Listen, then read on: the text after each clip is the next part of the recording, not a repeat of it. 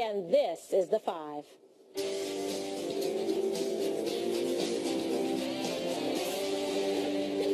Happy 2017, everyone. Greg had a good time, and we hope you all had a great holiday weekend. A ton of news to break down tonight. We begin with the Russian hacking controversy. The Obama administration has implicated Moscow for disrupting our election. But on New Year's Eve, our president-elect expressed doubts that Russia was to blame for cyber attacks on Democratic Party officials. And I know a lot about hacking, and hacking is a very hard thing to prove. So it could be somebody else. And I also know things that other people don't know. And so they cannot be sure of this situation. Like what do you know that other people don't know? You'll find out on Tuesday or Wednesday. The founder of WikiLeaks adamantly denies Russia was his source for hacked emails his group released before the election. Here's Julian Assange in an exclusive interview with Sean Hannity that airs tonight at 10 p.m. Eastern. Can you say to the American people unequivocally that you did not get this information about the DNC, John Podesta's emails? Can you tell the American people 1,000% you did not get it from Russia or anybody associated with Russia? We can say, we have said repeatedly over the last 2 months that our source is not the Russian government and it is not a state party.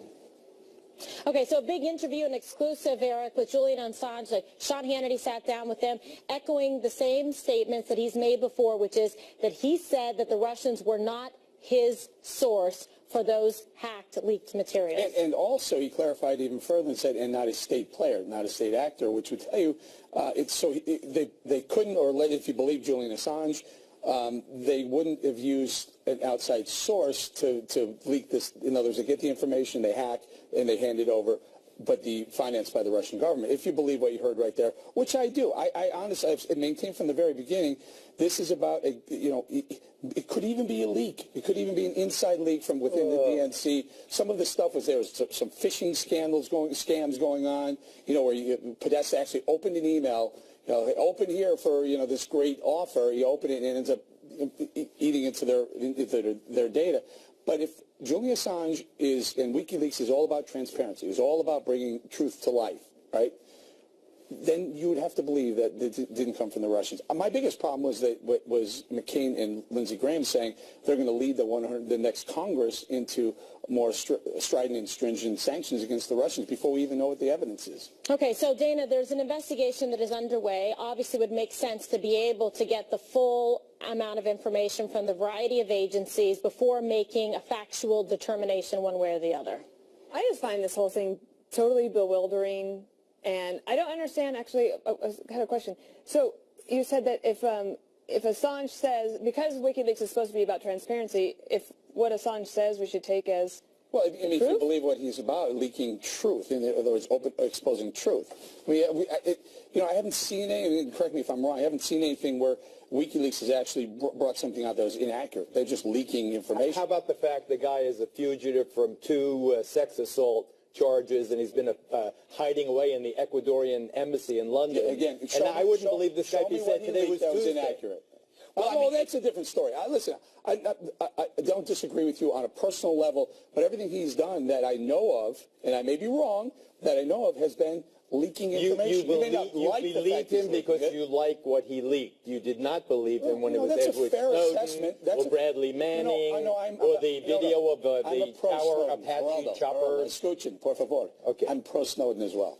Here's maybe what he leaked was the truth, but he leaked the names of Afghans who were helping us fight the Taliban. So it may have been true, but he screwed over a lot of people and put people's lives in danger. The bottom line is, Assange went from a zero to a hero among the right because he's screwing over Obama. Bottom line. Agreed. There's nothing, that's all it is. Well, and Hillary. Yeah, that's exactly. But there's a difference between hacking and phishing. Hacking is you break into somebody's safe and you steal their money. Phishing is when you steal somebody's bicycle because they left that out in front of a liquor store. So we have to define what we're talking about. This may not be hacking, it may be phishing. But that's separate from Assange. We can't, we have to understand Assange is playing us and will play us. When he has information on Fox, when he has information on Trump, he's going to use it too, and we're all going to be like, wow, what a bunch of suckers we were. Well, or being consistent, saying, yeah, wow, that sucks that he did that, but again, show me the inaccuracies. I wonder what your tone would be if it was the RNC instead of the DNC. In fact, before, Greg's 100% right, and I'll be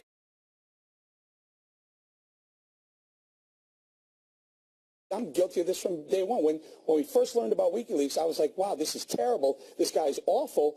And now I'm saying I have a different tone, but I'm being consistent here. I like he allegedly raped two interns. Geraldo, that has nothing to do with what he's leaking. Has nothing to do with it. I'm not saying this stand-up guy, and I want to go on vacation with him. Dirty scumbag. I'm sorry. Are you accusing him of leaking anything inaccurate? I am accusing him of being anti-American. I believe that he has in his interest to undermine the American democracy, and he chose to do it this way. I think that Snowden is also anti-American. I disagree with you on that one. All right, well, the WikiLeaks founder also offered some insight on why he thinks the Obama administration is pinning the hacking on Russia. Here's more from Sean's exclusive interview with Julian Assange. Our publications had wide uptake by the American people. They're all true.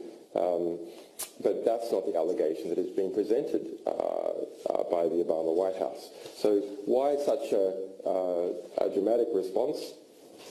Well, the reason is obvious. They're trying to delegitimize the Trump administration as it goes into the White House. They are trying to say that President-elect Trump is not a legitimate president.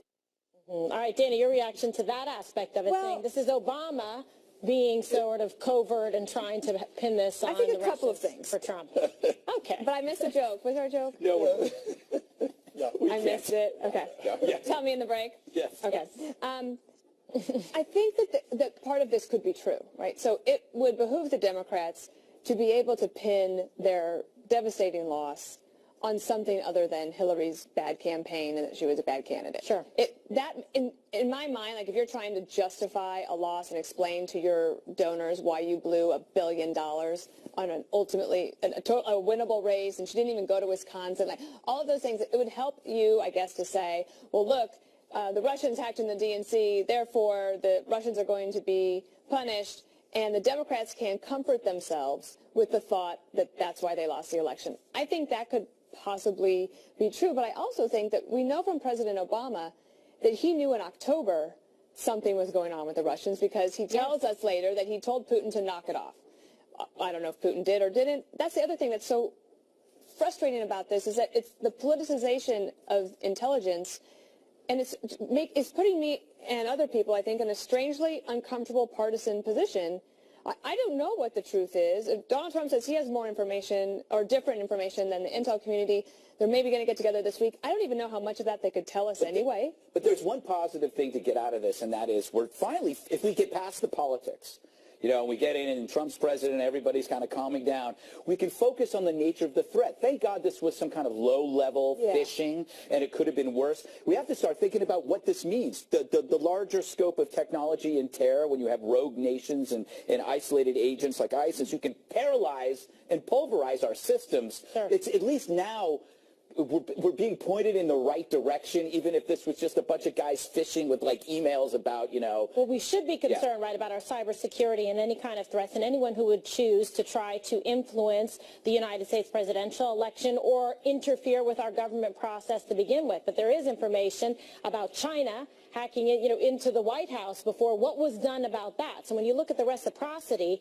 and in terms of their reaction and actions towards it, where were all the sanctions then against China? And maybe there were actions, but they didn't announce them. So why the announcement of this one is strange. I do think also it's worth reading, if people have a chance to go back.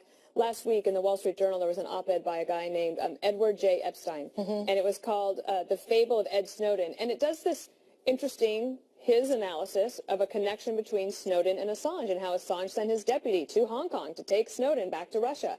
So I could see where if you're sitting at the White House, you're thinking, why can't people see this, obviously for what it is?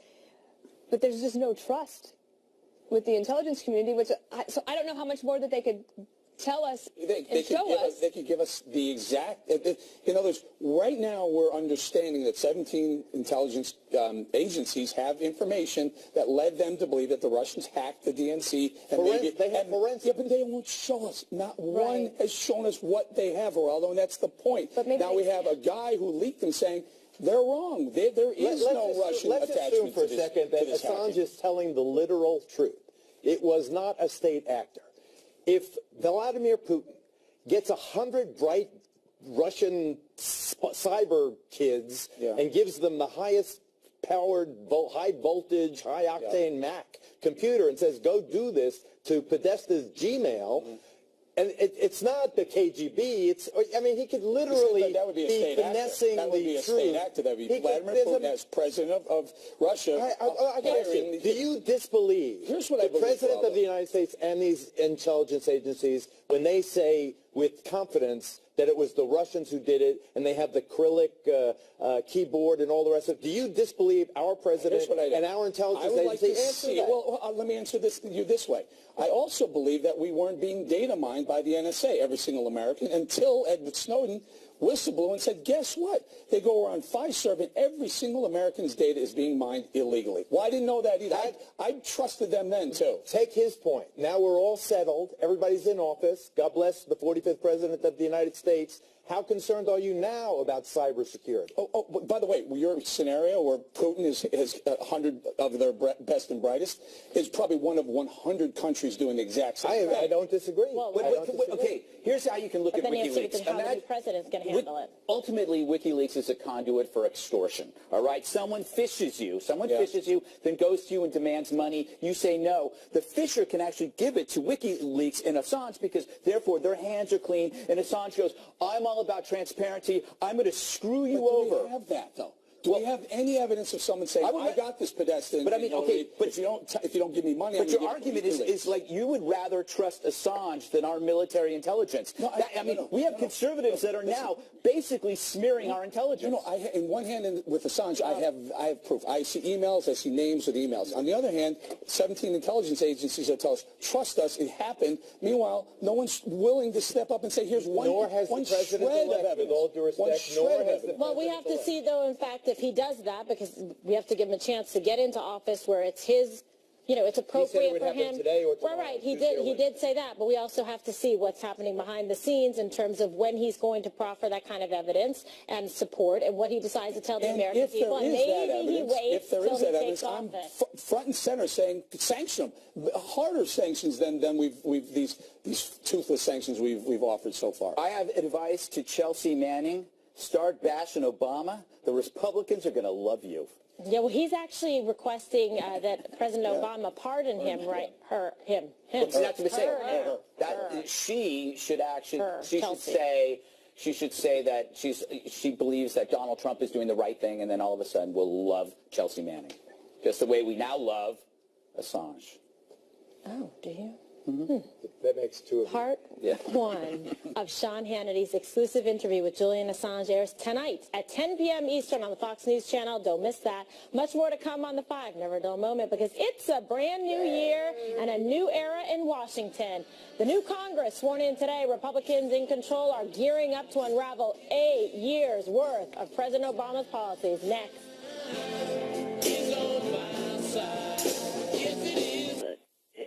When I say complex, it's sophisticated. They have shown nothing in their ranting and raving that shows any level of knowledge of where they would go or where they would take this. Incoming White House counselor Kellyanne Conway says the president-elect will follow through on his pledge to voters. He's committed to repealing and replacing Obamacare as something that's more fair to people. Katie, we hear from people about this issue almost more than anything else, this and veterans care. And what they say are two quick things. One is, I thought I was going to get better coverage, but I've just been cut. My hours were cut down to 25 to not get that coverage from an employer, so now I have 2 jobs, no coverage. Number 2, it's people who thought that they had great coverage. Now they feel like their premiums have increased, their choices at access are decreased, and the quality is less.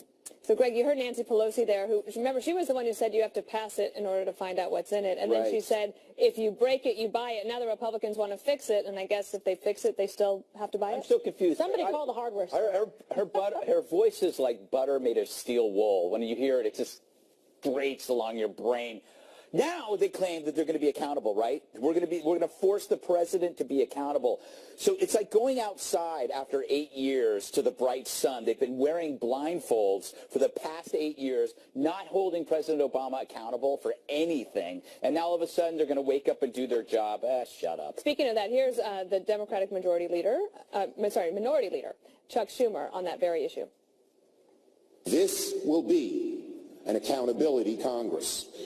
And we will be a caucus that makes sure the president-elect keeps his commitment to truly make America great again. If President-elect Trump lets the hard-right members of Congress and his cabinet run the show, if he attempts to adopt their time-worn policies, which benefit the elites, the special interests, corporate America, not the working man and woman, his presidency will not succeed.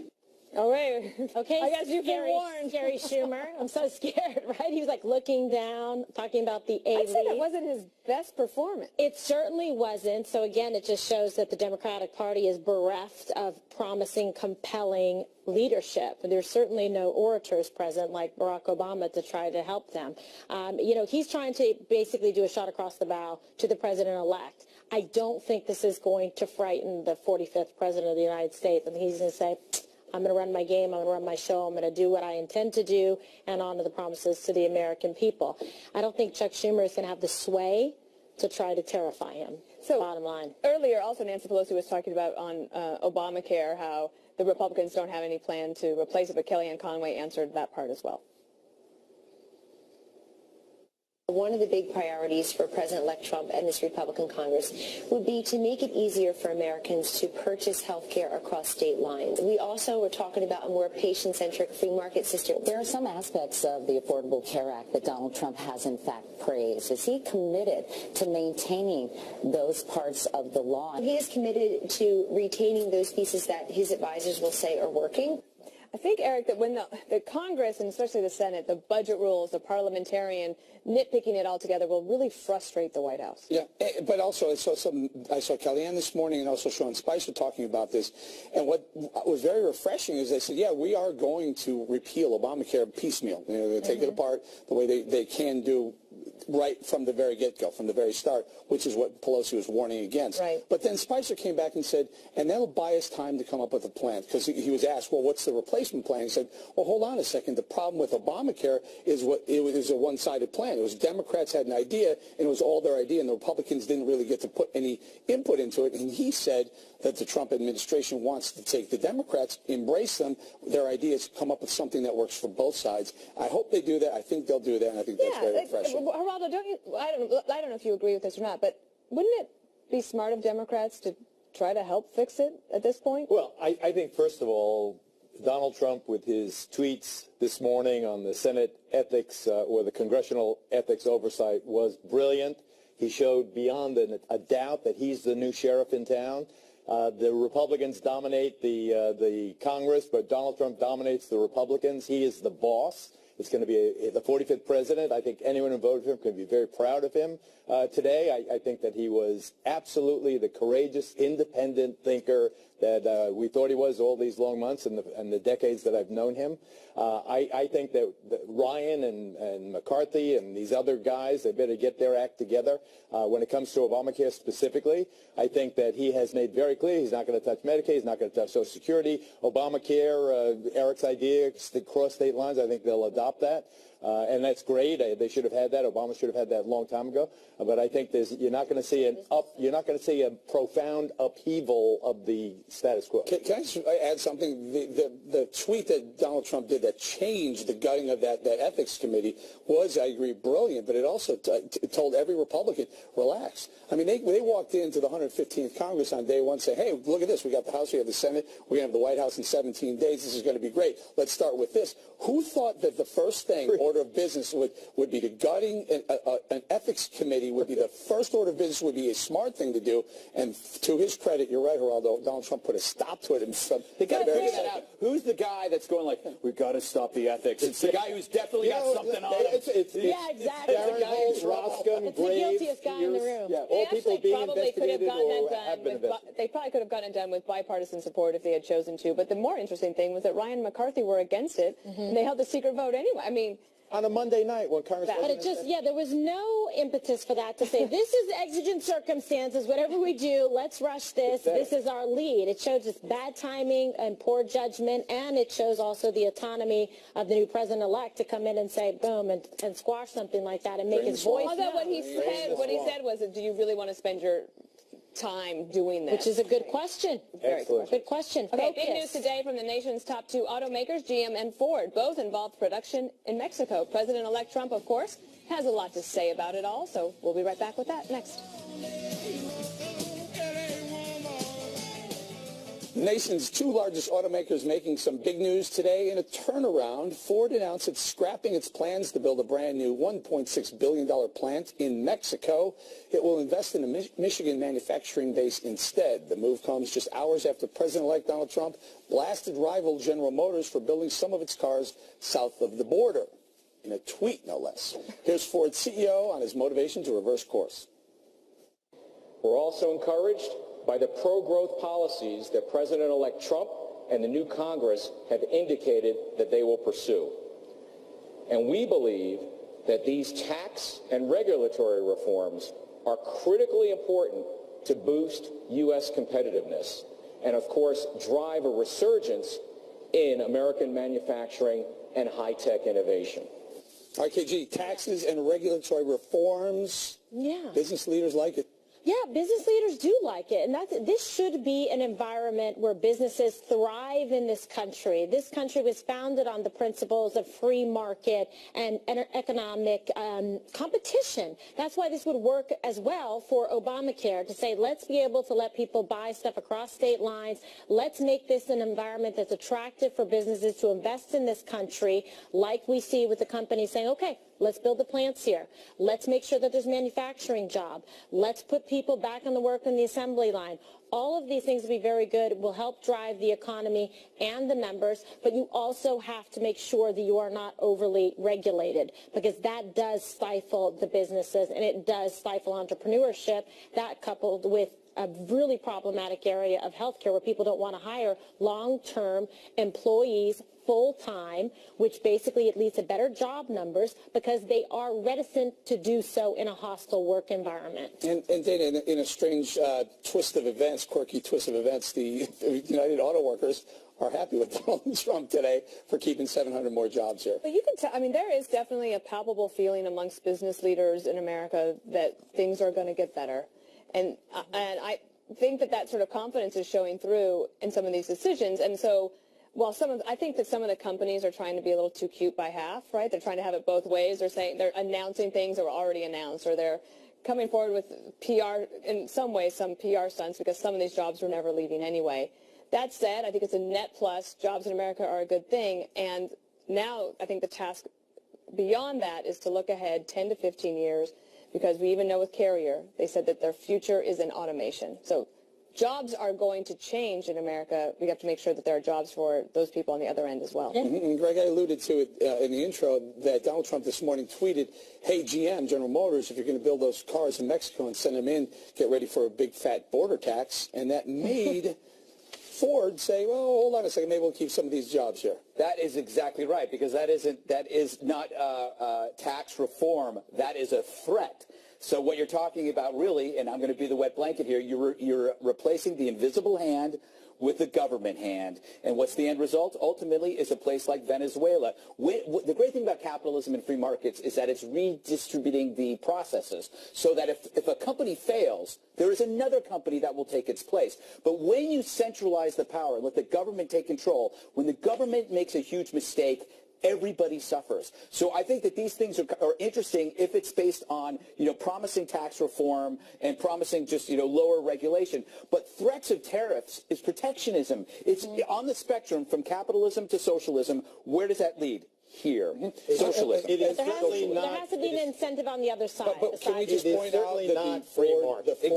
the Ford CEO said he wasn't affected by the tax. He's punked out. He was That's affected baloney. by the That's lower tax baloney. and regulatory He was environment. affected by the tweet, just like those guys in the Congress. I love that Trump is tweeting. He is going right to the American people. He's bypassing all of us. He's talking right to the people. He's saying, this is what I want, and he's getting it, but this is not free market. And I got news for you. You got 15,000 jobs that were going to be created just on the other side of the Mexican border that now won't be created. What are those 15,000 guys going to do? That wall better be 1,000 miles high, because now you got 15,000 eager. Or hire them to build the wall. Yeah, but the problem, just real quick, Bowling, the problem is this whole focus on globalization that we've seen over the past 8 years instead of focusing on America first has made it very difficult for people to keep their jobs, to plan their retirement, feed their families, and this is going to put the focus back here on American soil, and there has to be incentives for them to be able to do that. Globalization has helped people feed their families by lowering the prices of food. That is true, except in nationalism we can have our families feed their families better because there'll be more high. I think we need to look at the We'll get history those of coal nationalism. mines. We're going to get those coal I want to mines look up going again. nationalism. It Let's doesn't get end that another way. shovel of coal. Let's all be Beijing. We're all going to be Beijing now. We're going to all have coal burners in our homes. I'm in favor of this place. American jobs. West Virginia. Make it here, produce it here, sell it here, buy it here. Ahead, the Obama administration keeps trying to rewrite history as it heads out the door. This time, one of the president's closest advisors is trying to convince the world her boss has a squeaky clean legacy with zero to be embarrassed about. We'll help jog Valerie Jarrett's memory next.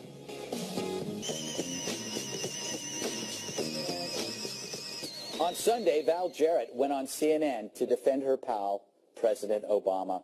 I wonder if the president prides himself on the fact that his administration hasn't had a scandal and that he hasn't done something to embarrass himself. The president prides himself on the fact that his administration hasn't had a scandal and that he hasn't done anything to embarrass himself.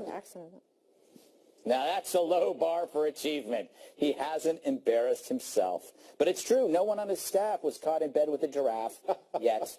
But to agree with Val, you got to ignore the IRS, the DOJ, Benghazi, Secret Service, Bo Bergdahl, and the secret server that led to the Orange Crush. That's funny. And now, technically, it's a scandal telling America you can keep your doctor, a callous deception that hurts millions. And it's a scandal of will to deny a toxic doctrine fomenting apocalyptic violence. And it's a scandal to ignore the modern Black Death, a plague currently crippling Chicago. Obama's tenure had more dirty linen than Charlie Sheen's hamper.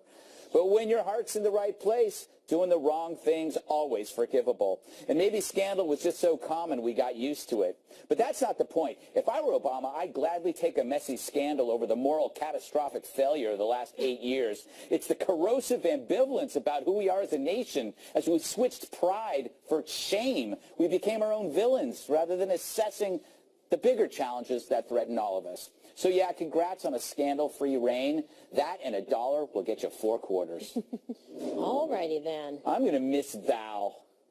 Are I'm you? really going to miss her. She was the true president. The true. She was the VJ. puppet master above President Obama. Well, that's true. She really was. So maybe it's more of a reflection that she's saying that she has nothing to, be ashamed of, that this was an amazing legacy. But, I mean, what about Fast and Furious? Right, I left off a few. And what about all of the veterans who suffered not getting the right? Yeah, the VA. That is a huge problem that needs to be fixed immediately. Like emergency, put that to the front of the line. But they kind of just go ahead, oh, it's no problem. IRS spying on journalists, James Rosen. Ask him and his family what he thinks about that. So they don't see it, though, because they have these new lenses that are called scandal-free, and it's got protective coating, so they don't see anything that's actually really happening out there. Must be nice. Geraldo, was the point was that there were like no Monica Lewinskys? There were no exciting scandals, like sex scandals? I think the last part of your monologue was correct. I mean, in terms of values or, kind of lost ground in the Middle East and so forth. But you have to admit, no one was impeached. Nobody was indicted. Low bar. Kimberly mentions the Veterans Administration, which is the only true scandal, in my opinion.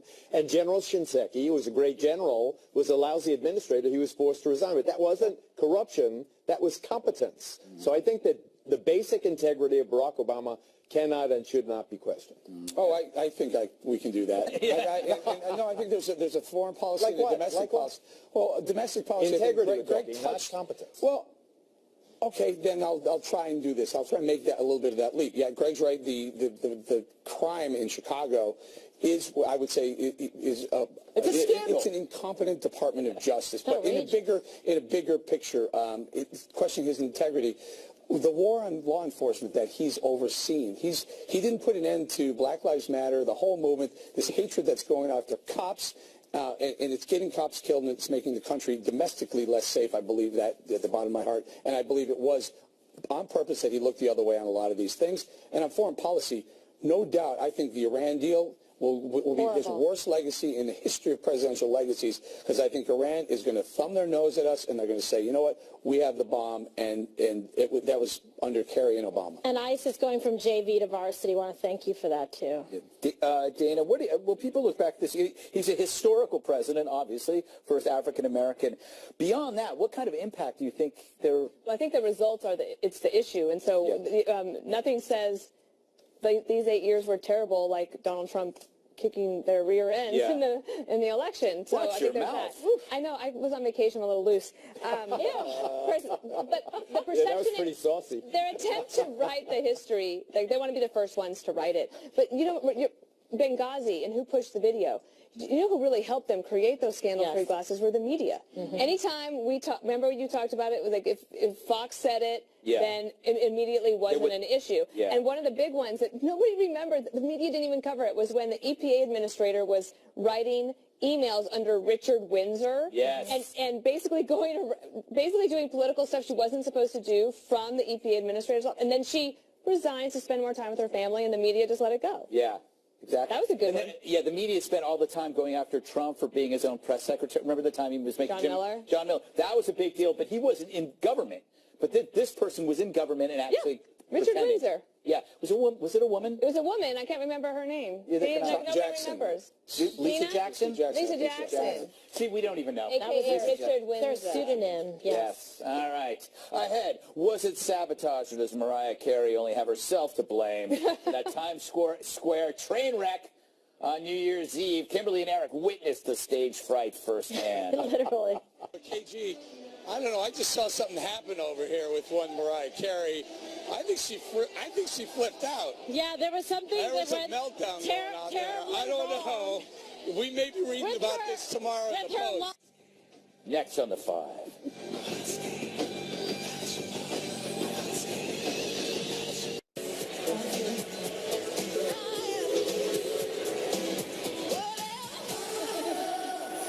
That was higher. Mariah Carey, she looked great, one of America's greatest divas, but she had a major malfunction on the biggest stage of all, live from Times Square. Tens of millions of people around the world watching, including our own from up close. Kimberly and Eric, they had a front row seat to the nuclear New Year's Eve meltdown. But KG, I don't know. I just saw something happen over here with one Mariah Carey. I think she flipped out. Yeah, there was something. There was a meltdown going on there. I don't know. We may be reading about this tomorrow in the Post. With her live performance, and it seems she got very upset and walked off the stage. All right, KG. All right, so we're not sure, but you're probably going to hear about it pretty soon. We were witnessing here. That's why you have to be here in Times Square to catch all the news. Fox News Alert, we just got handed the interview she's done, seriously, with Entertainment Weekly. Now that you've had a few days distance on the New Year's Eve show, what are your feelings about it? She was asked by EW.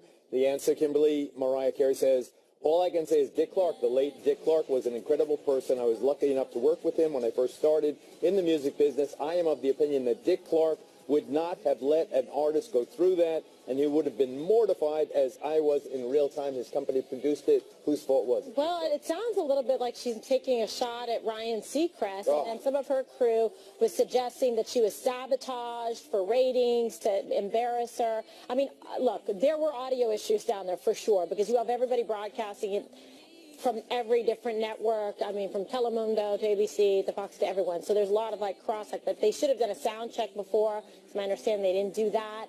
And then she didn't seem to be in the best condition. Meaning what? She needed more clothing? What? Yes, that's what I meant. She wasn't properly dressed for the weather. You know, Eric, you were there. These 50-cent earpieces can doom a $50 million production. So my beautiful wife is standing like 3 feet from Mariah Carey, and I'm looking down, and she's looking up at me like, are you seeing this? Are you seeing and I'm watching, and you could see Mariah Carey visibly upset. But here's the thing. She didn't do the sound check, number one. She didn't. Number two, you practice this. Number three, you're a professional. If this can't be the first time your earpiece didn't work, you wing it. You sing the song that's your biggest hit. Or sing something. Or let the audience sing. God But she bless did America. none of that. She freaked out and she walked off stage, leaving her 2 young kids up on the stage. And it was a disaster. It was like a train. Did you watch Dana? Who do you No, blame? well, I want Mariah Carey to take comfort in the fact that I am probably the only American who didn't see it. I'll give her a pass. And we thank all the many Americans who are actually watching us. And I watched Mariah you. Carey. That's right. I missed that Greg, part. who were you watching? Wait, I just got some breaking news here. Mariah Carey is dead. Tired of this story. Look, this really was a huge embarrassment. She's not dead. She's not dead. I said dead tired. This is truly an embarrassment, but enough about Don Lemon. Did you see him pierce his ear? He's like a 12-year-old at the Piercing Pagoda. By the way, the only audio issue from New Year's Eve is her voice. She sounds like a dolphin with hemorrhoids. Yeah, so these now to do, more 5 with less, right, Grammys, Pauline? hundreds of millions of records cares? sold, Who and cares? he doesn't like her. Her voice, I can't One more stand her thing voice. is up next. Going on tour with Lionel.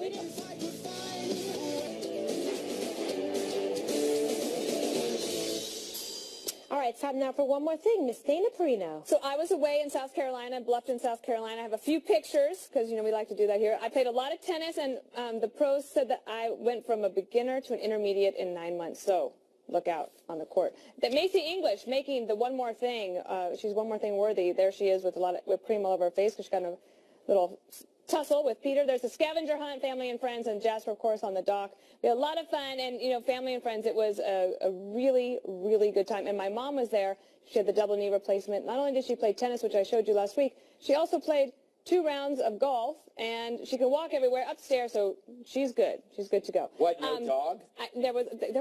If you weren't looking at your phone, you would have seen the dog twice. But I have another gift for Kimberly. This is Firefighters. the Charleston Animal Society's 2017 firefighter calendar. This benefits the Toby's Fund, and I think she's... I love these guys. So this is why I keep getting locked in the bathroom, whatever. They come rescue me. They're very understanding. I love it. They're entirely hairless.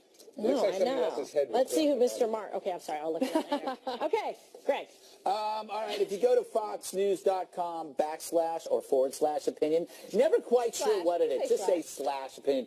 I originally was writing an article, a review of Sully, the movie, and then I started thinking about what happens to human heroes in the era of artificial intelligence and algorithms, when when you don't need people to save you in a car or to save you in a plane. So I wrote a piece about the future of heroism, and I think you should check it out. Please do. It's good. Thank you very much. You're welcome. Wow. Kimberly? What's up, May? Just kidding. Joke. All right, so they're serious. All right. Okay, so I have a very special story tonight, and it's going to inspire all of you at home to never give up pursuing your dreams, and about the love of a mother for her son. So this is 22-year-old Jory Fleming, and he has autism. He was recently awarded a Rhodes Scholarship and is headed to the University of Oxford later this year, thanks in large part to the measures of his mother. She was getting out of medical school and had a choice to pursue her career or homeschool her son, which she did. And it's really an incredible story. He said he's very grateful for his mom putting so much effort into developing his language skills and giving him the mental strength and ability to control his autism. So all things are possible. So God bless them. I'm very excited for this family and for this young boy. Indeed. Yeah, really great. Eric. Okay, so we talked a little bit about the New Year's Eve special. The numbers came in today, and they were phenomenal. And we should say, first of all, thank you to KG. We had a blast doing it together. Thank you, Eric. Phil Keating down in Florida, Griff Jenkins, Kat Timpf, and Tyrus did a great job. Yeah. Rick Leventhal was in the middle of it as well. I think Pete Ducey was in there as well. And Jesse and Kennedy did a great job at the first 2 hours. We took over and did 3 hours. But the numbers are in. Total audience up 118% versus last year, a record for Fox. Also in the demo, the 25 to 54, up 51% versus last year, also another record. So yeah, and thank you to the producers, the control room, everybody there on the set. It was an A-plus effort. All things are possible when you get a great team like that. So Congratulations. Really, really wonderful. Congratulations and Happy New Year. Happy New Year. Congratulations also to Arnold Schwarzenegger, Governor Schwarzenegger, the hosting now, the new edition of Celebrity Apprentice, up against some tough competition last night, The Bachelor, but he's terrific. You're terminated. Hasta la vista, baby. What? Are you going to be on again? Will I be? If asked. If asked to the inaugural, I may be like the lead act. Went on vacation with my beautiful daughters, Erica and Isabella, Simone and Sol. We went to South Africa, Malala Game Preserve. We had a wonderful, wonderful time. We saw some terrific wildlife. We saw a lion munching on a, there it is. Ow. Bowling wanted me to be the victim there. I see you survived. All right, well, that's it for us. Happy New Year to everybody home. Thanks for watching. And Special Report is up next.